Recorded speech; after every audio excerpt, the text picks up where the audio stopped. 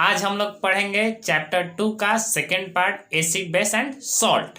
जैसा कि हम लोग पार्ट 1 में पढ़ चुके थे इंट्रोडक्शन, एसिड क्या होता है, बेस क्या होता है। आज हम लोग उसका पार्ट 2 पढ़ेंगे। जैसा कि आप देख रहे हैं Arrhenius theory of acid and base. Arrhenius theory क्या होता है, तो आइए देखते हैं क्या होता है। जैसा कि हम लोग जानते हैं, अगर एसिड वाटर में डिजोल्व करते हैं तो H प्लस आयंस क्या करेगा, रिलीज करेगा। ये जो H प्लस आयंस वाटर में फॉर्मेशन होगा, मतलब ब्रेक डाउन होगा, इसी थ्योरी को हम लोग कहते हैं आर्हेनियस थ्योरी। ये आर्हेनियस थ्योरी ऑफ एसिड है। अगर बेस को H वाटर में डिजोल्व करते हैं तो वाटर में वो OH minus ions break down करता है, मतलब OH माइनस आयंस रिलीज करता है। तो ये इसे कहेंगे आर्हेनियस थ्योरी ऑफ बेस। इतना बात अगर आप समझ गए हो तो आगे चलते हैं। केमिकल प्रॉपर्टीज ऑफ एसिड, ये बहुत ही इंपॉर्टेंट है इस चैप्टर का। इससे सीबीएसई में बहुत अच्छे क्वेश्चन आते हैं, मतलब 5 मार्क्स के क्वेश्चन आते हैं। इसे आप राइट डाउन करिएगा। और ये हम जो नोट्स आपको पढ़ा रहे हैं, ये नोट्स आपको टेलीग्राम चैनल पर मिल जाएगा। टेलीग्राम का लिंक डिस्क्रिप्शन में दिया हुआ है। तो शुरू करते हैं केमिकल प्रॉपर्टीज ऑफ एसिड। तो केमिकल प्रॉपर्टी क्या है? सबसे पहला number, reaction of acids with metal. अगर एसिड का मेटल के साथ रिएक्शन करते हैं तो क्या होगा? तो जैसा कि आप देख रहे हैं, मेटल प्लस एसिड बनाएगा सॉल्ट और हाइड्रोजन। ये आपको याद रखना है हमेशा कि एसिड अगर मेटल के साथ रिएक्शन करता है तो ये बनाएगा सॉल्ट और हाइड्रोजन गैस। एग्जाम्पल इसका Zn प्लस HCl। Zn क्या है? जिंक। Zn क्या है? जिंक। जिंक को अगर हम जिंक सल्फेट, यहाँ पर गलत लिखा हुआ है, ये आप देख लीजिएगा, सिर्फ यहाँ पर जिंक होगा। जिंक और बगल में S लिखा हुआ है, मतलब क्या कि वो सॉलिड फॉर्म में है। और HCl में AQ लिखा हुआ, मतलब ये एक्वस फॉर्म में वाटर के साथ है। जिंक अगर HCl के साथ रिएक्शन करता है, मतलब जिंक अगर एसिड के साथ रिएक्शन करता है तो बनाएगा ZnCl2, मतलब जिंक क्लोराइड और हाइड्रोजन गैस। यहाँ पर जो जिंक क्लोराइड है वो क्या है बाबू? सॉल्ट है। हम लोग का क्या है? सॉल्ट है। दूसरा एक देखिए, Na, सोडियम को अगर H2SO4, H2SO4 क्या है? Sulphuric acid. ये भी क्या है? एसिड है। अगर ये Na प्लस H2SO4 रिएक्शन करता है तो बनाएगा Na2SO4 plus hydrogen gas. Na2SO4 ये इसे कहेंगे सोडियम सल्फेट। ये भी हमारा क्या है? ये क्या है? हमारा सॉल्ट है। इतना बात आप समझ गए। ये इसका इक्वेशन नंबर 1 था। चलिए सेकेंड इक्वेशन देखते हैं। अच्छा, सेकेंड इक्वेशन से पहले टेस्ट ऑफ हाइड्रोजन गैस। हाँ, कैसे पता चलेगा कि जो गैस निकल रहा है वो हाइड्रोजन गैस ही है? तो the gas evolve after reaction of acid with metal. जो गैस एसिड और मेटल के रिएक्शन के बाद निकलता है उसके पास हम क्या ले जाते हैं? कैंडल ले जाते हैं। और कैंडल ले जाने के बाद वो कैसा साउंड निकालता है? Pop sound. जैसा वहां देखिए आप रेड में लिखा हुआ है पॉप साउंड। पॉप साउंड अगर वो देता है तो हम ये समझते हैं कि हमारा जो गैस निकल रहा है वो हाइड्रोजन गैस है। बर्निंग विथ पॉप साउंड, ये किसका कैरेक्टर है? हाइड्रोजन गैस का कैरेक्टर है। यहाँ पर देखिए डायग्राम में आपको दिखाया गया है, ये हाइड्रोजन गैस है और हाइड्रोजन गैस के पास हमने एक कैंडल लेकर गया, मतलब एक फायर किया, उसको जलाया, तो यहाँ पर पॉप साउंड बना। ये आप देख सकते हैं ये वाला। तो हाइड्रोजन गैस को पहचानने का सबसे अच्छा तरीका है कि वो पॉप साउंड रिलीज करता है। कभी भी गैस को दिया गया कि वो पॉप साउंड रिलीज कर रहा है तो आप ये समझिएगा कि वो हाइड्रोजन गैस है। इतना बात आपको समझ में आया तो आगे की तरफ बढ़ते हैं। Second, reactions of acid with metal oxide. बाबू बात है reactions of acid with metal oxide का, मतलब अगर एसिड हमारा मेटल ऑक्साइड के साथ रिएक्शन करता है तो क्या फॉर्म करेगा? एसिड हमारा मेटल ऑक्साइड के साथ रिएक्शन करता है तो प्रोडक्ट क्या बनाएगा? तो ये बात आपको याद रखना होगा कि मेटल ऑक्साइड अगर एसिड के साथ रिएक्शन करेगा तो क्या बनाएगा? Salt plus water. Salt plus water, इसका एग्जाम्पल देखिए, Na2O सोडियम ऑक्साइड अगर हाइड्रोक्लोरिक एसिड के साथ मतलब HCl के साथ रिएक्शन करता है तो बनाता है NaCl प्लस H2O। NaCl क्या है? सॉल्ट है। लेड ऑक्साइड PbO रिएक्शन कर रहा है किसके साथ? सेकेंड एग्जांपल आप देखिए, नाइट्रिक एसिड के साथ HNO3 तो बनाया लेड नाइट्रेट और प्लस H2O। जो आगे 2 लगाया गया है वो रिएक्शन को बैलेंस किया गया है। थर्ड आप देख सकते हैं example, copper oxide. Copper oxide अगर सल्फ्यूरिक एसिड हमारा जाना पहचाना एसिड है, इसे हम लोग किंग ऑफ केमिकल भी कहते हैं, फर्स्ट लेक्चर में हम आपको बताए थे। तो बनाया copper sulphate CuSO4 plus H2O पानी। Third equation, reaction of acid with metal carbonate. अगर एसिड मेटल कार्बोनेट के साथ रिएक्शन करता है तो क्या बनाएगा? इसमें एक और बात है, हम आपको यहां पर लेकर चलते हैं। और में reaction of acid with hydrogen carbonate, या यहां पर कह सकते हैं मेटल हाइड्रोजन कार्बोनेट या मेटल बाई कार्बोनेट। मतलब क्या है, यहां पर 2 बातें दिखाया गया है, मेटल कार्बोनेट के साथ रिएक्शन करे या मेटल हाइड्रोजन कार्बोनेट या मेटल बाई कार्बोनेट के साथ, तो प्रोडक्ट दोनों का सेम मिलता है, इसीलिए दोनों इक्वेशन को एक ही साथ बताया जा रहा है। मेटल कार्बोनेट मतलब आप समझ सकते हैं कि वहां कार्बोनेट क्या होता है? CO3 कार्बोनेट, CO3 जिस पर आयंस कितना होता है? -2 आयंस होता है। जैसा आप यहाँ पर लिख दे रहे हैं CO3, यहाँ पर -2 आयंस होता है। ये क्या है? कार्बोनेट। अगर इसमें मेटल लग जाए तो ये हो जाएगा मेटल कार्बोनेट। और हाइड्रोजन कार्बोनेट या बाई कार्बोनेट क्या कहते हैं? तो ये हो जाता है आपका HCO3। इसे हम लोग कहते हैं हाइड्रोजन कार्बोनेट या बाई कार्बोनेट। इस पर जो चार्ज होता है वो एक चार्ज होता है, -1 का चार्ज होता है। इसका एग्जाम्पल मतलब प्रोडक्ट देखिए पहले, एसिड प्लस मेटल कार्बोनेट। तो ठीक है, हम ये बात समझ रहे हैं कि अगर एसिड मेटल कार्बोनेट के साथ रिएक्शन करता है तो सॉल्ट बनाएगा, कार्बन डाइऑक्साइड बनाएगा और वाटर बनाएगा। इतना बात आपको समझ में आया। अगर एसिड मेटल हाइड्रोजन कार्बोनेट के साथ रिएक्शन करता है तो भी हमारा प्रोडक्ट सॉल्ट बनाएगा, कार्बन डाइऑक्साइड बनाएगा और वाटर बनाएगा। मतलब 2 रिएक्शन का प्रोडक्ट एक जैसा हो रहा है। मेटल कार्बोनेट या मेटल हाइड्रोजन कार्बोनेट, दोनों का प्रोडक्ट सेम है। मेटल हाइड्रोजन कार्बोनेट का एक सेकेंडरी नाम भी है जिसे हम लोग कहते हैं मेटल बाई कार्बोनेट। इसका एग्जाम्पल देखते हैं।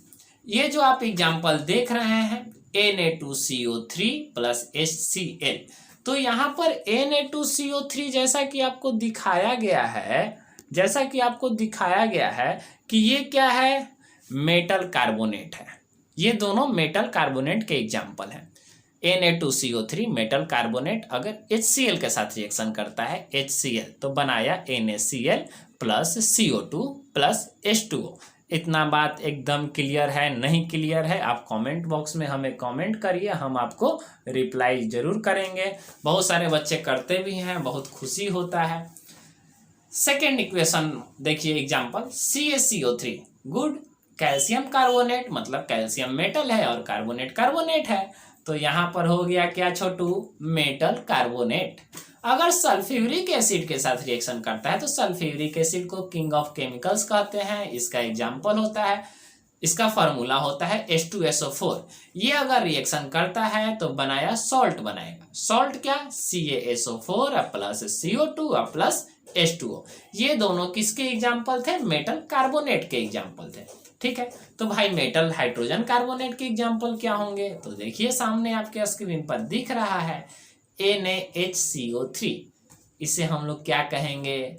सोडियम बाई कार्बोनेट या सोडियम हाइड्रोजन कार्बोनेट। NaHCO3 लगा हुआ है और ये रिएक्शन किया हमारा किसके साथ? H2SO4 के साथ, तो बना NaCl plus CO2 plus H2O। NaCl हमारा क्या है? सोडियम क्लोराइड, जिसे हम सॉल्ट कहेंगे। तो हम जैसा कि यहाँ दिखाई दे रहा है आपके स्क्रीन पर ब्लू से लिखा हुआ है एसिड प्लस मेटल कार्बोनेट। अगर रिएक्शन करता है तो बनाएगा सॉल्ट प्लस कार्बन डाइऑक्साइड मतलब CO2 प्लस वाटर मतलब H2O। नेक्स्ट चलते हैं, क्या है test for evolution of carbon dioxide. कैसे हम पता करेंगे गैस को कि ये कार्बन डाइऑक्साइड है। जैसे अभी हम लोग पता किए हाइड्रोजन गैस के बारे में कि पॉप साउंड रिलीज करेगा, तो ये क्या कहा जाएगा, हाइड्रोजन गैस है, पॉप साउंड रिलीज करेगा। अगर हमें पता चला कि पॉप साउंड है यानी कि क्या है, हाइड्रोजन गैस है। तो कैसे पता करेंगे कि ये गैस कार्बन डाइऑक्साइड है, तो इसके लिए हम लोग क्या करेंगे, कार्बन डाइऑक्साइड को लाइम वाटर मिल्क के साथ पास कराएंगे। लाइम वाटर मिल्की मतलब CaOH का होल ट्वाइस, CaOH का होल ट्वाइस उसे लाइम वाटर कहते हैं। उसमें अगर हम पास कराते हैं तो देखिए यहाँ पर जो आपको स्क्रीन पर दिखाया गया है, आपको स्क्रीन पर जो दिखाया गया है ये लाइम वाटर है। अगर इसमें कार्बन डाइऑक्साइड गैस पास करा देते हैं, ये लाइम वाटर है, इसमें कार्बन डाइऑक्साइड गैस पास करा देंगे तो ये जो हमारा बना व्हाइट, ठीक है, चेंज कर जाएगा उसका कलर, मतलब ये लाइम वाटर टर्न्स मिल्की हो जाएगा अगर कार्बन डाइऑक्साइड को पास करा देंगे मिल्की। इसी को हम लोग प्रेसिपिटेट भी कहते हैं। ये प्रेसिपिटेट होता है मतलब इनसॉल्युबल होता है, नीचे की तरफ ये बैठ जाता है। तो इससे हम लोग पता कर लेते हैं। तो अभी जो हम लोग नेक्स्ट इक्वेशन में पढ़े थे, एसिड मेटल कार्बोनेट या मेटल बाइकार्बोनेट के साथ रिएक्शन कर रहा है तो वहां पर प्रेसिपिटेट का फॉर्मेशन होता है। देखिए यहाँ दिखाया गया है कि turns lime water milky produce करता है क्योंकि कार्बन डाइऑक्साइड वहां पर होता है। लास्ट लाइन आप देखिए, white precipitate of calcium carbonate, ये व्हाइट प्रेसिपिटेट बना लेता है। प्रेसिपिटेट मतलब आप समझ रहे हैं, जो नीचे सॉल्यूशन में क्या हो जाए, बैठ जाए, इनसॉल्युबल हो, उसे हम प्रेसिपिटेट कहते हैं। न्यूट्रलाइजेशन रिएक्शन, ये क्या होता है न्यूट्रलाइजेशन रिएक्शन, इसको हम लोग चैप्टर 1 में भी पढ़े थे न्यूट्रलाइजेशन रिएक्शन। इसके बारे में जैसा कि आप देख रहे हैं, एसिड और बेस अगर रिएक्शन करता है, हमेशा एसिड और बेस को रिएक्शन करना चाहिए। एसिड और बेस अगर रिएक्शन करता है तो उसे हम कहते हैं न्यूट्रलाइजेशन रिएक्शन। वो बनाएगा salt plus water. Acid base reaction करेगा तो क्या बनाएगा, सॉल्ट और वाटर बनाएगा, यानी कि इस रिएक्शन को हम कहेंगे न्यूट्रलाइजेशन रिएक्शन। एग्जाम्पल में HCl प्लस NaOH, ये हो जाएगा NaCl प्लस H2O। तो HCl हमारा क्या है बाबू, एसिड है, NaOH क्या है, बेस है, NaCl क्या बना, सॉल्ट बना, और H2O हम जैसा जानते हैं डेली यूज करते हैं, पानी है हमारा। फिर देखिए HCl क्या है हमारा, एसिड है, CaOH का होल ट्वाइस मतलब कैल्शियम हाइड्रोक्साइड क्या है, बेस है, तो कैल्शियम क्लोराइड बनाया जो सॉल्ट है, और H2O हमारा पानी। इतना प्रॉपर्टी जो था वो हमारा एसिड का था। इतना बात आपको याद रखना है, याद रखना है, ठीक है। इसका हम रिवीजन में जब बनाएंगे वीडियो तो आप उसको याद करने के तरीके बता देंगे, इसका समरी भी कर देंगे। Chemical properties of bases, chemical property क्या होता है बेस का, जैसे एसिड का होता है वैसे बेस का भी होता है। तो शुरू करते हैं हम लोग बेस के बारे में। कोई जल्दीबाजी तो नहीं चल रहा है, एकदम आराम आराम से आपको समझ में आ रहा है। अगर किसी भी तरह का आपको डाउट है तो बहुत लोगों के पास हमारा टेलीग्राम चैनल का ग्रुप है, वहाँ से आप कांटेक्ट करें, या जो नए हमारे हैं चैनल पर वो वीडियो को सब्सक्राइब करें, लाइक करें और कमेंट में जरूर हमें बताएं, हमारी टीम आपसे संपर्क जरूर करेगी। Reaction of base with metal, जैसे वहाँ पर था एसिड मेटल के साथ रिएक्शन कर रहा था, तो यहाँ पर क्या है, बेस रिएक्शन कर रहा है मेटल के साथ, यानी कि बेस प्लस मेटल क्या बनाया, salt plus hydrogen gas. Hydrogen gas मतलब आप समझ रहे हैं, पॉप साउंड जो निकाले। NaOH क्या है, बेस है, Zn क्या है, जिंक मेटल है, ये बनाया Na2ZnO2 मतलब सोडियम जिंकेट। अब आपको ये बात नहीं समझ में आया कि ये फॉर्मेशन कैसे हुआ, तो थोड़ा सा आप सब्र कीजिए, हम इस बात को आपको अभी बता देते हैं कि ये कैसे फॉर्मेशन हुआ। अब देखिए यहाँ पर स्क्रीन पर आप देखिए NaOH प्लस Zn, हमारा क्या निकालना था, हाइड्रोजन निकालना था। यानी इस हाइड्रोजन को क्या किया, हम बाहर कर दिए, लो बाहर आ गया। हमारा बचा क्या, NaO और Zn। तो इसको हम ऐसे लिख दे क्या, NaOZn। ठीक, हम इसको इरेज करके अच्छे से लिखते हैं, NaOZn। Na का कितना चार्ज, Na क्या हो गया, +1 चार्ज, ऑक्सीजन का -2। ठीक, और Zn का कितना चार्ज, Zn का कितना चार्ज, -2 ऑक्सीजन का, और इसका कितना चार्ज, +2।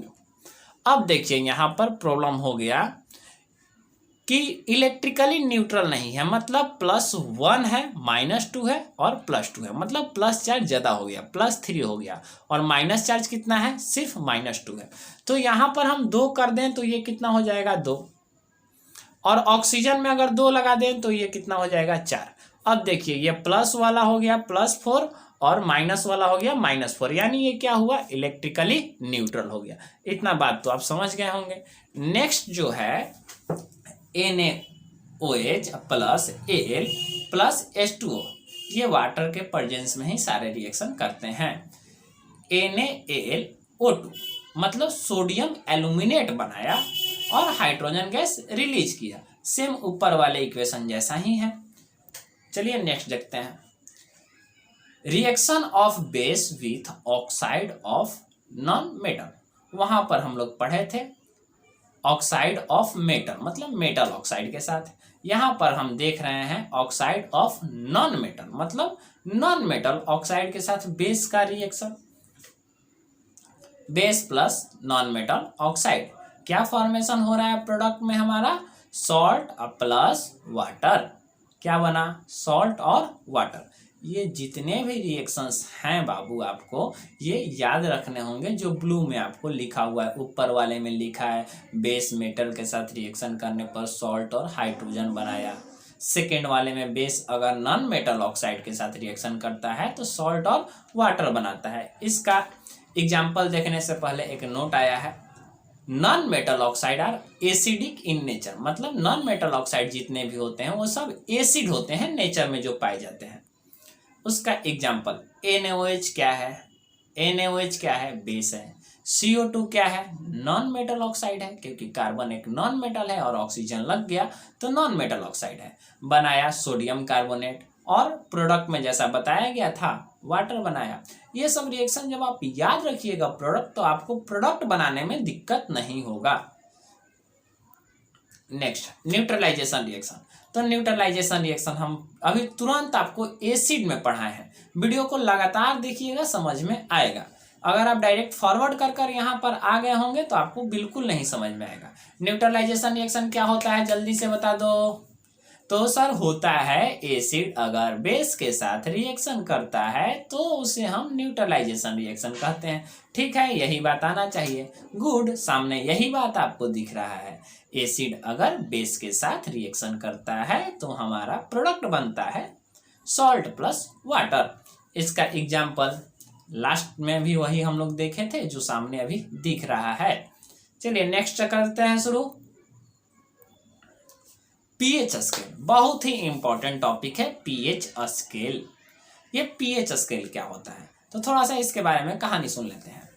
ये स्केल हमें बताता है कि कौन सा एसिड स्ट्रॉन्ग है, कौन सा एसिड वीक है, या कौन सा बेस स्ट्रॉन्ग है और कौन सा बेस वीक है। इस पीएच स्केल को यूनिवर्सल इंडिकेटर भी कहते हैं। फर्स्ट लेक्चर में हम लोग इंडिकेटर पढ़े थे, लेकिन इस इंडिकेटर के बारे में नहीं पढ़े थे। इसको हम लोग यूनिवर्सल इंडिकेटर कहते हैं। इसका इस्तेमाल हर जगह किया जाता है, लैब में जनरली इसी का इस्तेमाल किया जाता है, क्योंकि ये दो बात बताता है। एक बता देता है हमें कि एसिड है या बेस है, मतलब इंडिकेट भी बता देता है कि ये एसिड है या बेस है या न्यूट्रल है। और दूसरा बात ये भी बता देता है कि एसिड अगर है तो वीक है या स्ट्रॉन्ग है, बेस है तो वीक है या स्ट्रॉन्ग है। मतलब एक ही स्केल हमारा दो बात बता देता है, इसीलिए पीएच स्केल को यूनिवर्सल इंडिकेटर कहते हैं। इसका इस्तेमाल हर जगह किया जाता है। इसका डिफाइन देख लिया जाए। pH is defined as the negative logarithm of H plus ions. आपके लिए एक थोड़ा सा परेशानी करने वाला एक टर्म आ गया है लॉगरिथम, जो आपको मैथ में पढ़ना है। आप क्लास 10th के मैथ में पढ़िएगा लॉगरिथम, लेकिन अभी जितना जरूरत है हम आपको बता देंगे इसी वीडियो में। Hence the meaning of the name pH is justify as the power of hydrogen. मतलब कि हमें पता चले कि एसिड में हाइड्रोजन जो निकला वो कितना है, मतलब पावर, हाइड्रोजन का पावर कितना है, कितना निकला हाइड्रोजन, 10 के पावर 2, 10 के पावर 4, 10 के पावर -1, 10 के पावर -2। ये कौन बता देगा? हमारा pH स्केल बता देगा। मैथमेटिकली इसका फार्मूला आप याद कर लीजिए, pH = -H प्लस आयंस होता है। इसका इस्तेमाल कैसे करना है अभी हम लोग करके देखेंगे। अगर pH का वैल्यू 7 है तो इसका मतलब न्यूट्रल सॉल्यूशन है या वाटर है या सॉल्ट है। अगर pH का वैल्यू 7 से कम है तो इसका मतलब एसिडिक सॉल्यूशन है, और 7 से ज़्यादा है इसका मतलब बेसिक सॉल्यूशन है। आप डायग्राम में देखिए, इसका स्केल जो होता है 1 to 14 होता है, 1 to 14 होता है। जो 7 पॉइंट इसका ग्रीन वाला पार्ट जो आप देख रहे हैं वो इसका न्यूट्रल पॉइंट होता है। 7 से इधर की तरफ, 7 से इधर की तरफ मतलब लेफ्ट साइड में ये सब एसिड होता है। अगर किसी का pH वैल्यू 1 है तो वो सबसे ज़्यादा एसिडिक है, अगर 2 है तो थोड़ा सा कम है, 3 है तो थोड़ा सा और कम है, 4 है तो और कम है, मतलब कि ये डिक्रीजिंग ऑर्डर में चल रहा है। अब 7 से राइट साइड में आइएगा जहाँ 8, 9, 10, 11, 12, 13, 14 लिखा हुआ है। इसका मतलब कि 14 अगर किसी का pH वैल्यू है तो वो क्या है? स्ट्रॉन्ग बेस है। अगर किसी का pH वैल्यू 13 है इसका मतलब क्या है? वीक बेस है। अगर 12 है तो उससे भी कमजोर है, 11 है तो उससे भी कमजोर है। ये pH वैल्यू आपको याद रखना होगा कि यहाँ से 7 चलता है तो डिक्रीज करता है, और 7 से मतलब 8 से चलता है तो इंक्रीज करता है। कुछ कॉमन सबस्टांस के नाम है। सबसे ज़्यादा हम बताए थे आपको फर्स्ट लेक्चर में ही कि HCl जो होता है उसका pH ज़्यादा होता है, वो सबसे स्ट्रॉन्ग होता है। मतलब कोरोसिव नेचर वाले में हम आपको एग्जांपल दिए थे कि अगर HCl हाथ पर गिर जाए तो हाथ क्या खिड़की बना देगा, गल जाएगा। लेमन जूस जो हम लोग लेमन घरों में इस्तेमाल करते हैं उसका pH वैल्यू 2.2 होता है। कार्बोनेट जो होता है उसका 3 होता है। कॉफ़ी जो हम लोग पीते हैं वो 5 होता है। प्योर वाटर 7 होता है, मतलब न्यूट्रल है। ब्लड को टेस्ट किए हो कभी? हर कोई किया है। वो हल्का कड़वा लगता है, खट्टा नहीं लगता है। उसका pH वैल्यू 7.4 होता है, मतलब बेस होता है। डिटर्जेंट, लास्ट लेक्चर में हम आपको डिटर्जेंट के बारे में बताए थे। टर्मरिक इंडिकेटर में इसका pH वैल्यू 9 होता है। और ब्लीच, जो ब्लीच किया जाता है चेहरों पर, उसका pH वैल्यू 12 होता है। अब यहाँ पर लॉग का कुछ फॉर्मूला है, मतलब हम आपको बता देते हैं लॉग के बारे में। आइए यहाँ इसको ध्यान से समझते हैं। अगर लॉग m × n दिया हुआ है और बेस b है तो उसको हम मल्टीप्लाई वाले को जब लॉग में ब्रेक करेंगे तो उसको लिखेंगे log m + log n, जैसा कि आपको रूल नंबर 1 दिखाई दे रहा है। अगर m/n है तो इसे लिखेंगे log m - log n। ये फार्मूला होता है, अभी आप इतना जान लीजिए। थर्ड रूल में m⁴ k को क्या करेंगे? बाहर कर दिए। ठीक, हमें ये दोनों फार्मूला इंपॉर्टेंट है, एक ये वाला और एक ये वाला। सपोज क्वेश्चन कह रहा है, ऐसा क्वेश्चन आपको आता है एग्जाम में कि किसी का pH वैल्यू नहीं, किसी का H प्लस आयंस हमारा 10⁻⁻5 है। तो बताना है कि ये कैसा है, एसिड है, बेस है, सॉल्ट है, न्यूट्रल है। मतलब सॉल्ट और न्यूट्रल एक ही बात हुआ। H प्लस आयंस है तो इसमें हम लोग क्या करेंगे कि H प्लस रखेंगे अपने फार्मूले में, यानी कि हमारा फार्मूला होता है लॉग माइनस लगा के H प्लस आयंस। तो H प्लस कितना था? 10⁻⁻5। तो इसके थर्ड वाले रूल से हम क्या कर देंगे? -5 को बाहर कर देंगे, यानी -5 और एक माइनस पहले से है। और लॉग कितना हो जाएगा बाबू? 10। और इस लॉग 10 और इसका बेस कितना होता है? 10। यानी लॉग, नहीं समझे? ठीक है, फिर से लॉग दिया हुआ है हमको, लॉग 10⁻⁻5 H प्लस आयन समय दिया हुआ है, ये आपका माइनस में है, माइनस में फार्मूला होता है। तो ये 10⁻⁻5 रूल नंबर 3 से माइनस पहले से और एक माइनस बाहर आ जाएगा, लॉग यहाँ क्या हो जाएगा 10, और बेस पहले से लॉग का 10 होता है, ये बात जान लीजिए। अगर बेस भी सेम हो और उसका वैल्यू भी, तो इसका वैल्यू कितना हो जाता है 1, यानी इसका पीएच वैल्यू कितना हो जाएगा +5, पीएच वैल्यू कितना +5। अगर पीएच वैल्यू +5 हो गया, इसका मतलब ये एसिड है, बेस है, सॉल्ट है, तो सर एसिड है, क्योंकि 1 से लेकर 7 तक, 7 से पहले तक सारा एसिड होता है, 7 पॉइंट न्यूट्रल होता है, और 7 से आगे बढ़ते हैं जब, तो हमारा क्या हो जाता है, बेस हो जाता है। आगे, role of pH in everyday life. PH का रोल हमारे एवरीडे लाइफ में क्या है, कुछ बात हम आपको बता रहे हैं, कुछ बात आप बुक से पढ़ लीजिएगा, जरूरी है, सारा बात हम नहीं बता रहे हैं। PH in our digesting system, मतलब पीएच हमारे पेट में भी है, हम लोग खाना खाते हैं, तो किस तरह से पीएच हमारे पेट में काम करता है। तो डाइल्यूट एसिड के बारे में हम बताए थे कि हमारे पेट में गैस्ट्रिक जूस में HCl होता है, आप पढ़े होंगे। जब खाना खाते हैं तो वो HCl क्या होता है, हमारे खाने में मिल जाता है, और मिलने के बाद उसको डाइजेस्ट करने लगता है। लेकिन कभी कभी हमारे साथ ऐसा होता है कि एसिडिटी हो जाता है, मतलब ज़्यादा खाना खाने के बाद हमारे पेटों में क्या होता है, एसिडिटी हो जाता है, मतलब एसिड की मात्रा बढ़ जाती है। तो हम लोग उसके लिए क्या लेते हैं, बेस ले लेते हैं, जैसे इनो वगैरह पी लेते हैं। तो जब एसिड बढ़ गया और एक्स्ट्रा जब हम बेस डाल दिए, तो क्या हो जाता है, हमारा पेट न्यूट्रलाइज हो जाता है, मतलब हमें रिलैक्स मिलता है। Second, tooth decay caused by acid, हमारे दांत सड़ने लगते हैं एसिड की वजह से, तो इसके लिए रोकने के लिए क्या करते हैं, the bacteria presents in our mouth convert the sugar into acid, जो हमारे माउथ में बैक्टीरिया होते हैं वो कन्वर्ट कर जाते हैं किसमें, एसिड में। When the pH of acid form in the mouth falls below 5.5, tooth जो मुंह का जो एसिड होता है वो गिरना शुरू हो जाता है, 5.5 से गिरना शुरू हो जाता है, मतलब कम होने लगता है। 5.5 तक अगर पीएच वैल्यू है मुंह का तो ठीक है, अगर इससे कम होने लगा तो अब वो दांतों को सड़ाना शुरू कर देगा।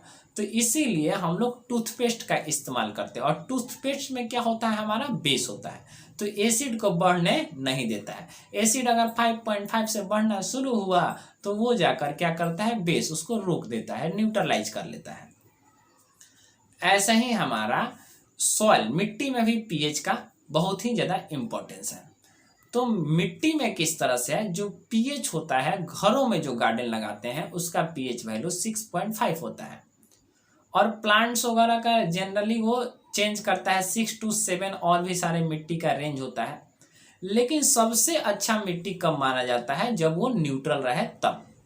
तो न्यूट्रल तो रहता नहीं है, जब हम उसमें पौधे वगैरह लगा देते हैं तो उसका पीएच चेंज करने लगता है, तो उसको न्यूट्रल करने के लिए हम लोग केमिकल्स का इस्तेमाल करते हैं, केमिकल्स डालते हैं। तो केमिकल डालने से क्या होता है कि उसका पीएच मेंटेन कर जाता है, वो लगभग स्लाइटली न्यूट्रल होने लगता है। तो न्यूट्रल है तो हमारा मिट्टी ठीक है, उसमें खेती अच्छा होगा, तो इसीलिए केमिकल का इस्तेमाल करते हैं। और आप देखेंगे कि जो एग्रीकल्चर साइंटिस्ट होते हैं वो मिट्टी चेक करते हैं कि आपके मिट्टी में क्या कमी है, तो वो वही पीएच चेक करते हैं कि हमारे मिट्टी में क्या कमी है, उसको कौन सा देना है, बेस देना है, एसिड देना है। आज के लिए लेक्चर इतना ही, आगे हम लोग पढ़ेंगे सॉल्ट, और कुछ सॉल्ट्स के प्रिपरेशन है तो वहां से हम पढ़ लेंगे। आप वीडियो अच्छा लगे तो आप चैनल को लाइक करें, सब्सक्राइब करें, और